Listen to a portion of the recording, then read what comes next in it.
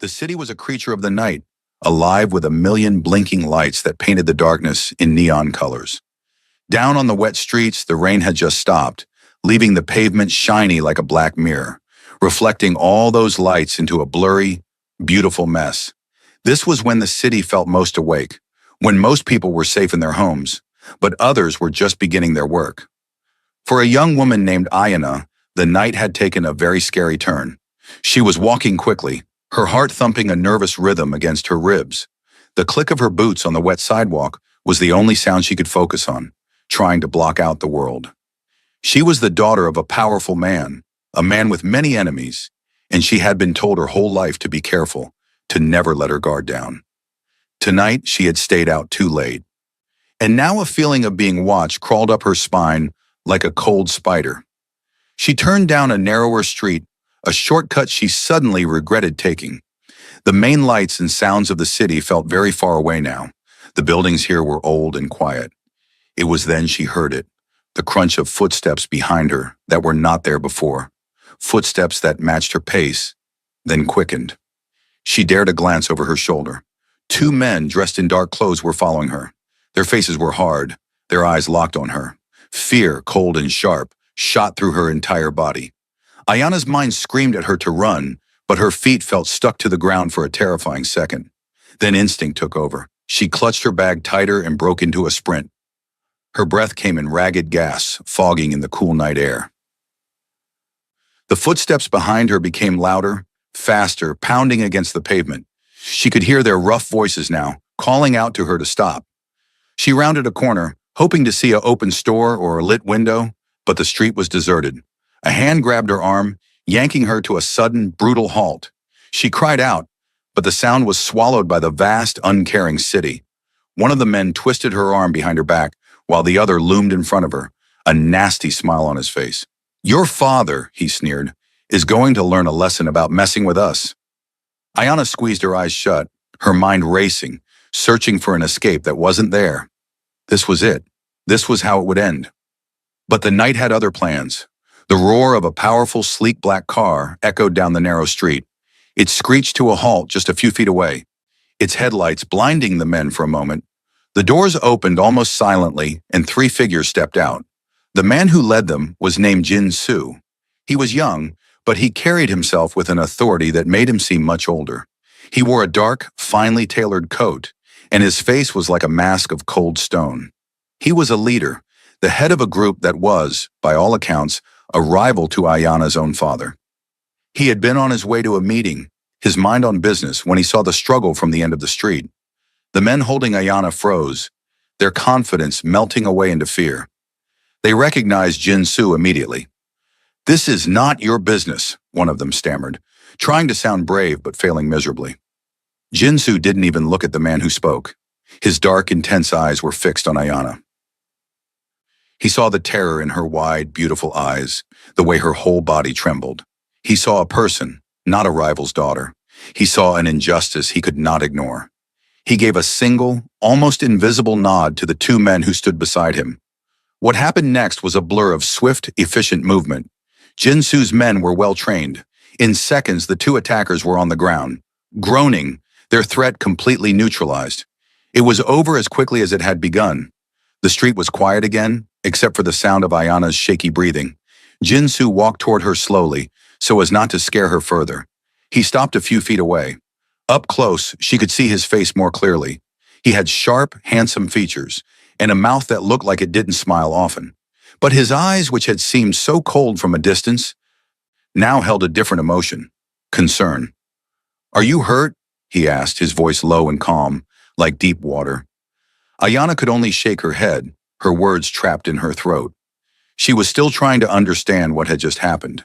Her father's greatest rival had just saved her. "Your father would start a war if he knew you were here with me," Jin-Soo said, more to himself than to her. He knew the rules. He knew he should just call her father's men and let them deal with it. But something stopped him. Letting her go back into the night, even to her own family, felt wrong. She was a target now, and her father's world had just proven it was not safe for her. He made a decision that went against all the rules. "You cannot go home. Not yet," he said, his tone leaving no room for argument. "You will come with me. You will be safe. Ayana was too stunned and too scared to protest. He hadn't asked, he had decided. But the command in his voice was strangely comforting. He was taking control of a situation where she had lost all control. He guided her gently but firmly into the back of his luxurious car. The inside was quiet and warm, smelling of clean leather. It was a world away from the cold, dangerous street. She sank into the soft seat, wrapping her arms around herself. Jin-soo got in beside her, giving a quiet order to his driver. As the car pulled away, Ayana watched the city lights streak past her window, a river of blurry color. She was in a car with the man she had been taught to fear her whole life, and she had never felt safer. The car did not take them to a tall office building or a scary-looking compound. It stopped in front of a tall, modern apartment building, the kind with a silent, gleaming lobby and a doorman who nodded respectfully to Jin-soo. They took a private elevator up to the very top floor. When the doors opened, Ayana stepped into a space that took her breath away. It was not a home filled with clutter and personal things. It was huge and open, with floor-to-ceiling windows that showed the entire sparkling city laid out below them, like a treasure chest of lights. The furniture was minimal and elegant, all clean lines and soft gray colors. It felt like a peaceful sanctuary high above the noisy world.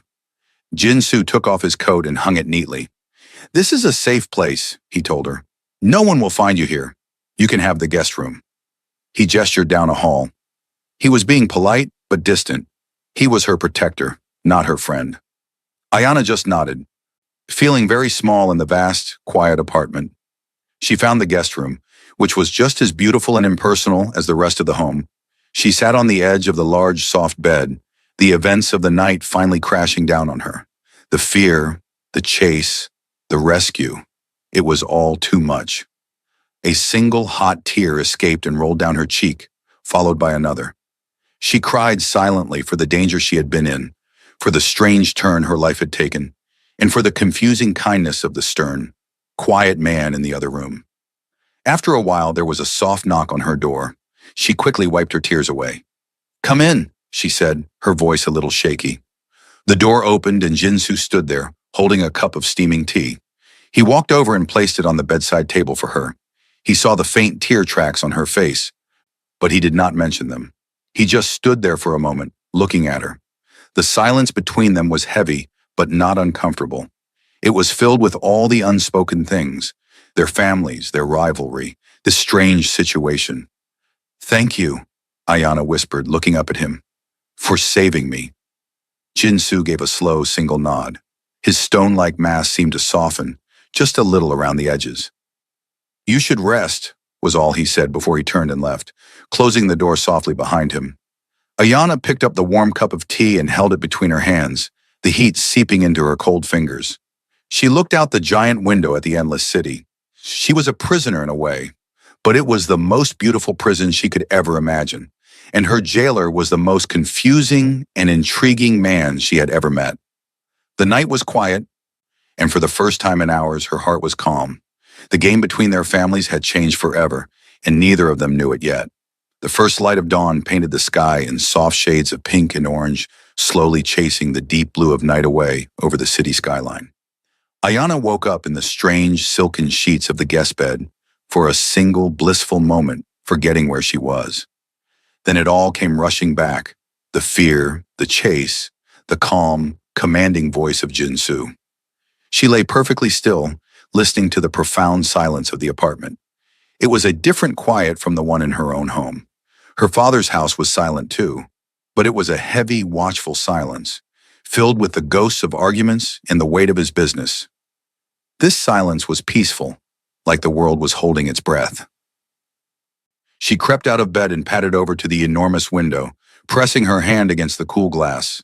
The city below was just beginning to stir, tiny cars like ants starting their day. She was up here, in a cloud, separated from it all. She found Jin-soo already in the kitchen. He was not cooking, but standing by another large window, looking out, a cup of black coffee in his hand. He was dressed simply in a dark sweater and trousers, and without his formal coat, he looked younger, yet somehow more serious, more real. He turned when he heard her, and for a long moment, they just looked at each other, two strangers bound together by danger and circumstance. "There is food in the refrigerator," he said, his voice a low rumble in the quiet room. "You can make whatever you like." He did not offer to make her breakfast. It was not his way. He was providing shelter and safety, not service. Ayana, used to a house full of staff, found it oddly refreshing. She rummaged through the nearly spotless kitchen, finding eggs and bread, and set about making a simple meal for herself. The normal, everyday action of cracking eggs into a bowl felt grounding, a tiny piece of her old life in this new, surreal one. The days began to form a strange, new pattern. Jin-Soo would leave for parts of the day, attending to the business that gave him his power and his fearsome reputation. Ayana was left alone in the beautiful, empty apartment. At first, she just watched television or looked out the window, feeling the hours stretch out long and lonely. But then she started to explore. She found a small, forgotten stack of sketchbooks and a box of charcoal pencils in a closet, left behind by some previous occupant or maybe never used by Jin-Soo. It was like finding a treasure. That afternoon, the silence was broken by the soft, scratching sound of charcoal on paper. She began to draw, first the view from the window, then, as her confidence grew, from memory, the trees in a park she loved, the face of her mother from a faded photograph. When Jin-Soo returned that evening, he stopped in the doorway of the living room. Ayana was curled on the vast sofa, completely absorbed in her drawing, a smudge of charcoal on her cheek. She hadn't heard him come in. He stood and watched her for a minute, seeing the concentration on her face, the way her hand moved with sure, quick strokes. He saw the several finished drawings laid out on the coffee table. They were not just simple sketches. They were full of life and emotion. He walked over and picked one up. It was a drawing of the cityscape, but she had drawn it not as a cold collection of buildings, but as a living forest, with light that seemed to dance. Ayana finally noticed him and jumped, a little embarrassed. "I found the supplies. I hope that was okay," she said quickly. Jin-Soo looked from the drawing in his hand to her face. "You see it differently," he said, his voice quiet. It was the first real, personal thing he had said to her. That small moment was a crack in the wall between them. The next evening, after a quiet dinner they ate separately, he did not retreat to his office. Instead, he sat in a chair across from her. "What is it like," he asked, "to make something from nothing?" And so she tried to teach him. She handed him a pencil and a fresh piece of paper. "Don't try to draw the whole thing," she said, her voice gentle. "Just draw what you see. A single line, the curve of a lamp." His large, capable hands that were used to giving orders and, she suspected, to fighting, looked clumsy and awkward holding the delicate pencil. He frowned in concentration, his brow furrowed. He drew a stiff, shaky line. Ayana, without thinking, reached out and placed her hand over his to guide it. The moment her skin touched his, a jolt, warm and electric, passed between them. It was so sudden and so intense that she pulled her hand back as if burned. Jin-Soo's eyes snapped up to meet hers. The air in the room grew thick and warm, charged with a feeling that had been quietly growing since the moment he pulled her from that dark street. He slowly put the pencil down. The drawing lesson was over. The following night, a storm rolled over the city. The wind howled outside the great windows, and rain lashed against the glass in great sheets. The world outside was a chaotic, roaring mess, which made the warmth and quiet inside the apartment feel even more like a secret cocoon. They were sitting on the same large sofa, a respectable distance between them, watching the lightning flash over the skyline. They had been talking for hours. He had asked about her art, and she had asked about the book she saw on his shelf. He had confessed in his short, direct way that he liked poetry, the old kind that spoke of mountains and rivers and a simpler life. She told him about her dream to have her own studio, a place filled with light and color, far from the shadow of her father's name. They were no longer the MAFIA boss's daughter and the rival leader. They were just Ayana and Jin-Soo, two lonely people finding a home in each other's words. During a comfortable lull in the conversation, Ayana shifted on the sofa, turning to face him better. Her bare foot, curled beneath her, accidentally brushed against his leg. Another spark, this one even more deliberate. Neither of them moved away. The sound of the storm faded into a distant hum. Jin-Soo turned his head and looked at her, his dark eyes searching her face, asking a silent question. Ayana's heart was beating so hard she was sure he could hear it. She gave a tiny, almost imperceptible nod. He lifted his hand, his movements slow and deliberate, as if she were a wild animal he might scare away. He gently brushed a loose curl from her forehead, his fingertips tracing a feather-light path down the side of her face to her jaw. His touch was not what she expected. It was incredibly soft, reverent. He leaned in slowly, giving her every chance to pull back, to stop this before it began. But Ayana leaned forward, meeting him halfway. Their lips met in a kiss that started as the softest, most tentative pressure. It was a question and an answer all at once. It was a confession of all the unspoken words of the past days. Then something shifted. The gentleness ignited into something warmer, something deeper and more urgent. Jinsu's hand moved from her jaw to the back of her neck, his fingers tangling in her hair as he deepened the kiss. Ayana's hands came up to rest on his chest, feeling the solid, steady beat of his heart beneath her palms, a rhythm that matched her own. The world outside, with its storms and its dangers, ceased to exist. There was only the warmth of his mouth on hers, the feel of his strong arms wrapping around her, pulling her closer until there was no space left between them. It was a kiss that held all the loneliness they had ever felt and promised it was over. It was a kiss that tasted of safety, of understanding, and of a fiery new beginning. When they finally parted, breathless, they stayed forehead to forehead, their eyes closed, just feeling the new truth of what they were to each other. No words were needed. The silent apartment was no longer a hiding place. It had become their own secret garden, and something beautiful had just bloomed. The peace of the secret apartment, once a fragile bubble protecting them from the world, could not last forever. The real world, with all its old rivalries and hardened grudges, was always waiting at the door. The end of their sanctuary came not with a loud bang, but with the sharp, insistent buzz of the apartment's intercom. Jinsu, who had been reading quietly while Ayana sketched his profile, stiffened. Only a very small, trusted number of people had access to that direct line. He walked to the panel, his face already settling back into the unreadable mask of the leader he had to be. He pressed the button. Yes. The voice that crackled through the speaker was not one of his men. It was deep, laced with a fury that was cold and sharp as a razor. It was the voice of Ayana's father. I know my daughter is there, Jinsu. You have 5 seconds to put her on, or I burn your entire operation to the ground. Ayana's blood ran cold. The charcoal pencil slipped from her fingers and rolled across the floor, leaving a dusty black mark on the pristine wood. The confrontation, when it came, was not in a dark alley, but in the stark, formal setting of her father's office, a room Ayana had always hated for its coldness. Her father sat behind a massive oak desk, his face a thundercloud. He did not look at Jinsu as a man, but as a problem to be eliminated. He spat words like betrayal and disrespect. He glared at his daughter. I told you about men like him. They take and they take. You'll take every inch until you can't walk.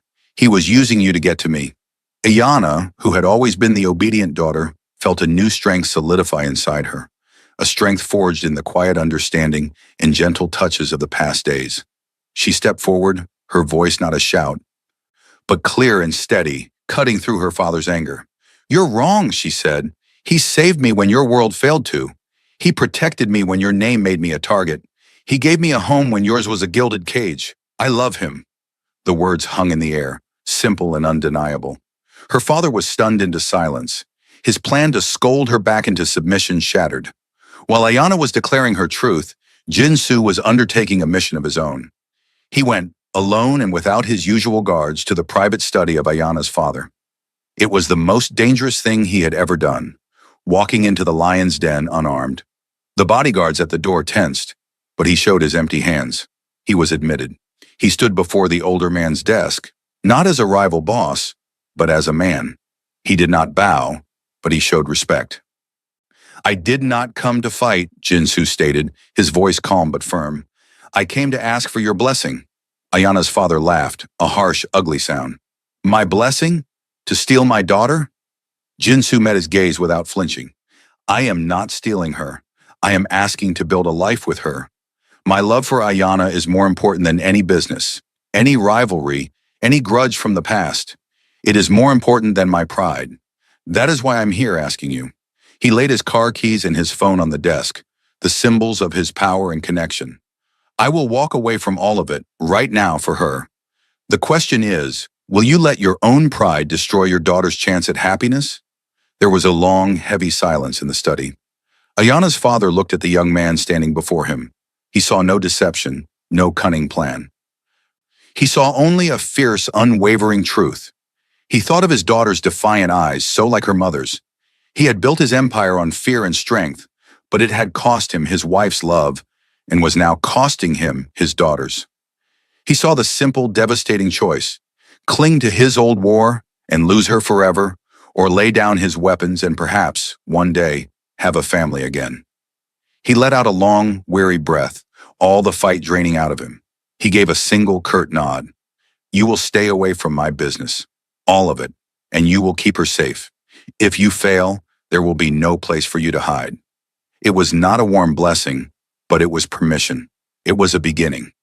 Months later, in a sun-drenched valley far from the towering, gloomy city, a new chapter was beginning. Ayana stood in the middle of a bright, airy room. The walls painted a clean white, the wooden floors scarred and beautiful. Canvases leaned against the walls, and jars of brushes sat on every surface. It was her art studio, her dream made real.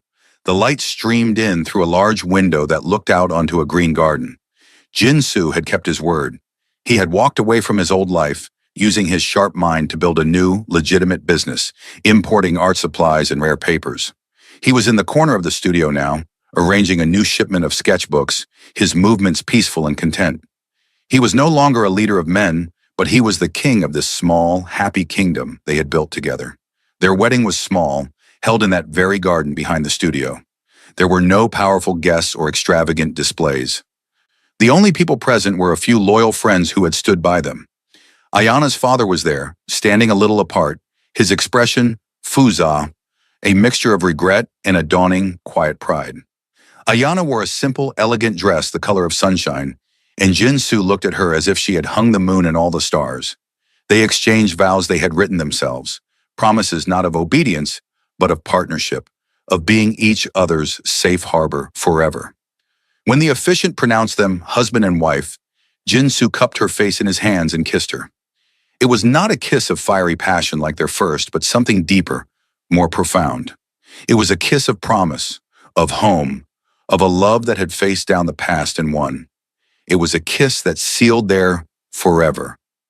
As the sun began to set, painting the sky in brilliant shades of gold and purple, the small wedding party celebrated with laughter and music. Ayana rested her head on Jinsu's shoulder, his arm wrapped securely around her. She looked around at her studio, her garden, her husband.